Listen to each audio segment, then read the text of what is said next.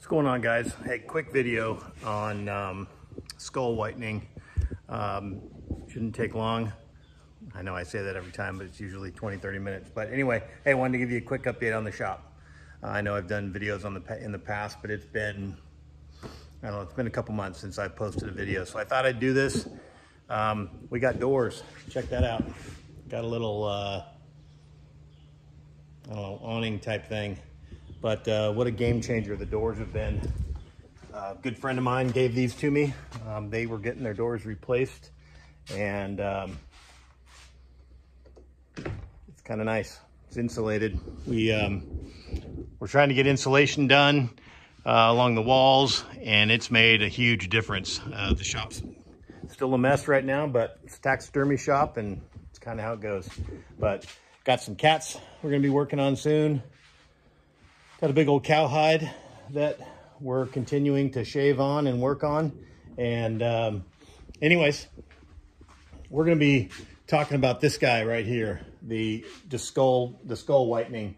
So yesterday I boiled him, and I know there's a ton of videos out there on how to boil heads and do Euro mounts, but I thought I'd do my own and show you what I do. So I keep it kind of simple.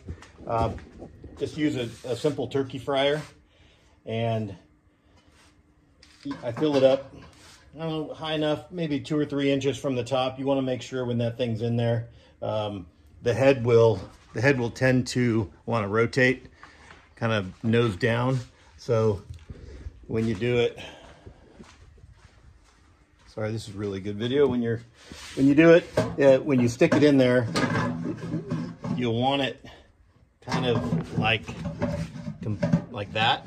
It will want to rotate this way, and then you get the top part, all of this cartilage and meat that is not in the water, and you want to get the brain stem and the brain cavity in the water too. So all I do is I prop it up this way, and then I stick a 2x4 or just a piece of wood right under here, under the antlers, to hold it up. Which seems to work pretty good. But just a simple turkey fryer, and I bypassed the timer on these, so you don't have to sit there and every 20 minutes turn it. So that came in handy. But I'm going to show you real quick just how I do it, and the process and the material it takes to get it done. So first off, this is the 2-part mixture. This is the liquid Salon Care, the cream. So it's the liquid part of it, and this is the powder. Sorry, I'm doing this with one hand and making everybody dizzy. This is the powder part, and I just got, while I was at the little salon, I don't know, salon supply place. I'm a bald dude. I don't go into salon places except for this stuff. So same brush I've been using, just a cheap 59-cent brush that you can get just about anywhere. I used to toss these out and get a new one. But let me try to set this thing up so I don't have to make everybody busy. All right, let's try that. So same old brush, just it turns into a powder after a while, even though it's a peanut buttery consistency when you're doing it, or when you're putting it on the hide. For a typical Euro mount, normal sized deer, most whitetails, you can get away with 2 scoops of this stuff. And there's no science to it. If you want to make up more, you can, but you don't need to. I used to make up 2 scoops, might even be too much for this deer. It's not a giant Iowa or Texas deer. It is a good 8-point Tennessee deer, and we just want to make sure you have enough. And this is just a test thing. Let me go get a stir stick.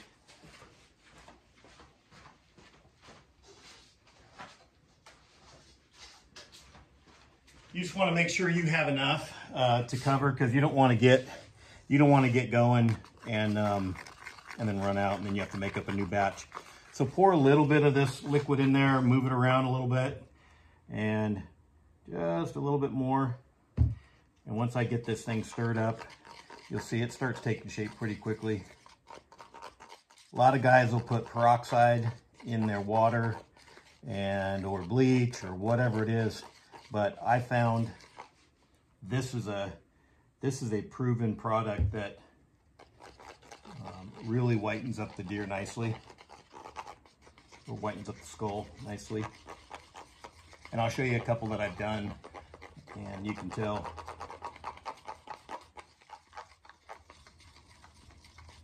But I turned the fan off in here. I always have a fan going. I mean, this stuff, it smells like a salon, so it's not something you want to hang around with a whole lot and breathe in if you can help it. But you can see that kind of, I don't know, it's a little watery, almost like a cake batter consistency. That's what you want. And again, this is how I do it. There are a lot of cool videos out there that guys have good techniques and and things, but and those all work too. I'm not dogging anybody. I'm just showing you how I do it. And what I've done in recent months is I have started pressure washing these. I used to, like when you get a deer out of the boil, out of the turkey fryer, there are pieces of meat all up in these crevices in here, and I didn't use a pressure washer all of last year, and I think I did maybe 60 or 70 Euro mounts. And you're having to sit in there. This is my skull cleaning tool, but you're having to get in there and just clean every little piece of that meat out as much as you can, and as well as the brain, getting all that brain matter out of there. And I'm not gonna lie, with the pressure washer, after it's boiled, that brain goes everywhere. So have some goggles on, have a welding hood on, whatever you can to keep that brain matter off of you. It's not going to kill you. Whatever. It's not dangerous for you. It's just nasty. You get this white juice just starts streaming out of there. There's a cool video. I haven't seen it yet, but this guy puts like an air hose in there and with a bag, and he just hits it with the air hose, and the whole brain goes, just sucks out. I'm going to experiment with that, but for now, I just do it the way I do it.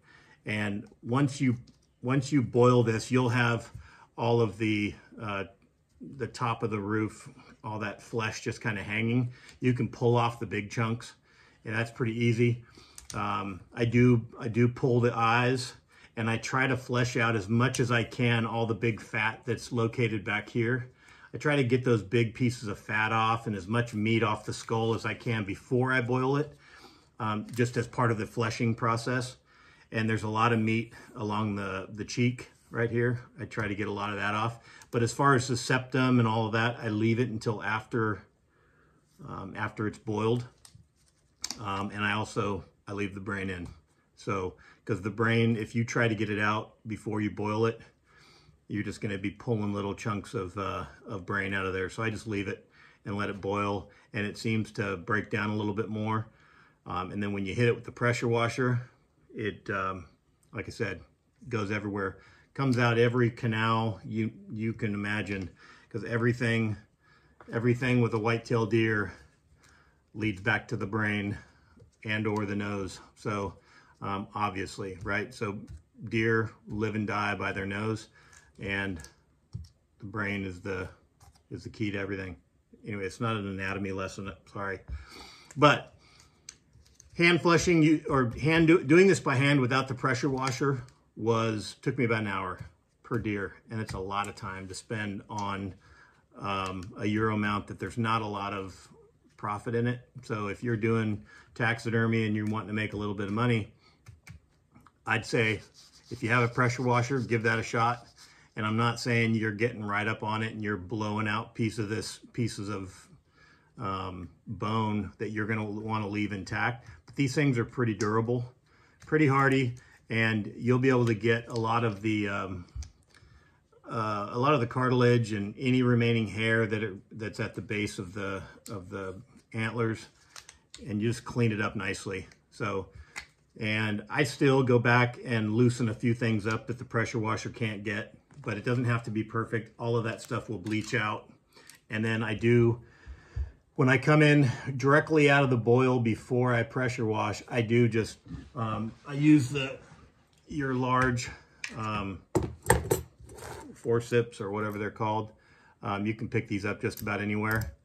And you know, then you can get deep inside the nose and pull out all of that septum, and it gives it just a nice clean look. A lot of guys will leave the septum and all that stuff in there. No big deal, it's cool.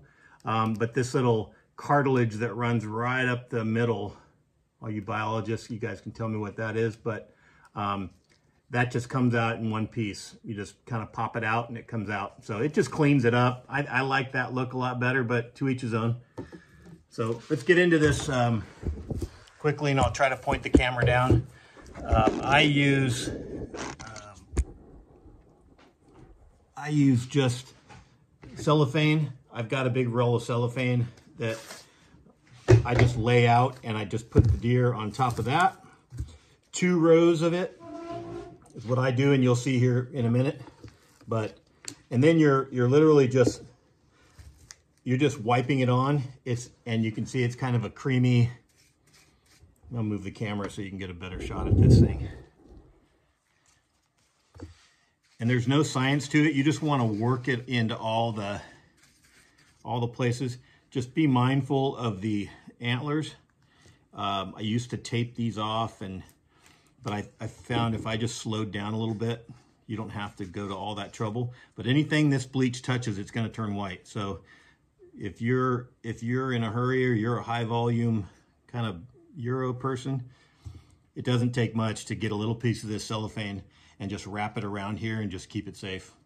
So I'll let you do you.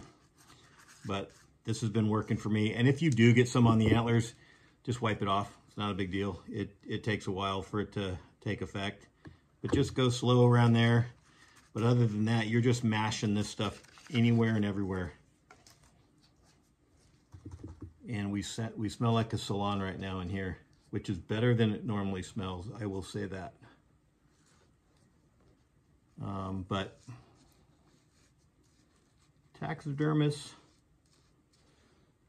I was gonna say something else, but let's just leave it at taxidermists. It's the smell of money, and we typically don't. It doesn't bother us anymore. It's just part of it. But if you get a rotten animal or one that's been left out in the sun or whatever, it still sucks for everybody. It doesn't ever stop sucking, and yes, we do smell all that. But this is it. I'm just kind of rambling as I do this.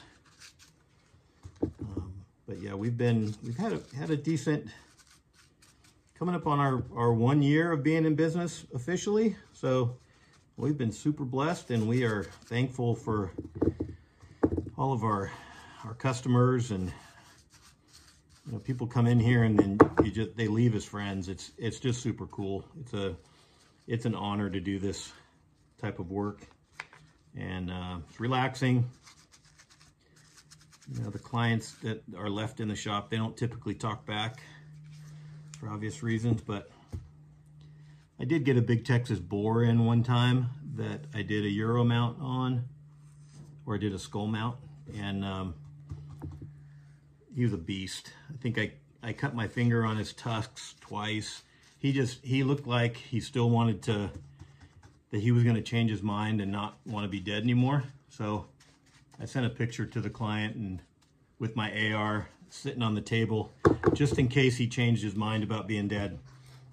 So gotta have a sense of humor, you know, whatever. I have nobody to talk to all day in here most of the time. So that's it. You see how I'm kind of, you can see, it's just, you don't have to cake it on. You just get it where it's not, that the skull has something on it. Some of that bleach is on it, and you can adjust your consistency of this stuff, but I feel like if you get it too peanut buttery, you can't get into all the nooks and crevices and stuff. And you really want to make sure you work all that stuff in with your brush. And some guys wipe it on by hand. Some guys, I've seen them use the sponges and stuff. But these brushes here, again, for $1, you can get these brushes by the handful, and you don't really have to care about it a whole lot. But just make sure, key points, you want to get behind the eyes, get in there and get all that stuff. And as you do this, you'll kind of have your pattern as you work your way around, because you can look and you go, oh shoot, I missed a whole section, and just get that deep in here. You don't have to get too crazy with the brain area, but you can see how much I've used. So we're getting down to the bottom, but we only have the nose, which is a good thing. And really, I like to almost clean my brush off. Sorry, I'm trying to make sure I'm getting it. Clean my brush off on the teeth and just let it sit there. See how that, just as you're trying, if you're painting and you're emptying a paintbrush, just leave a big old glob on those teeth, because they'll whiten up. Another thing with the pressure washing, check your deer before you get going, because you'll have some loose teeth in there. And so you just don't want to blast that thing, because those teeth will come flying out. And then when you're at this stage, you'll go, oh shoot, I lost a tooth somewhere. And good luck finding that. We had a big elk come in a while back, and I ended up doing a Euro mount on the skull, shoulder mounted the elk, and but I lost one of his tooth. And elk only have like one tooth on the front, like this big old gnarly tooth that just sits out by itself, and one of those took off. So we looked everywhere in a gravel driveway. We found it, but that was a lesson learned. So that is just about it. So you can see, and also careful with your hand. You get a little bit on your finger, you go to grab the antler, you'll get a little spot on there. And so you just want to be careful with that bleach. And if it makes you feel better, like I've said, just wrap the antlers. Then you don't have to worry about it. And you could wrap from about, let me move this thing up a little bit. You can wrap from about here on up, so at least you're not going to worry about holding it. But you can try to get in there close. You can see how I've, oh, got to get those teeth.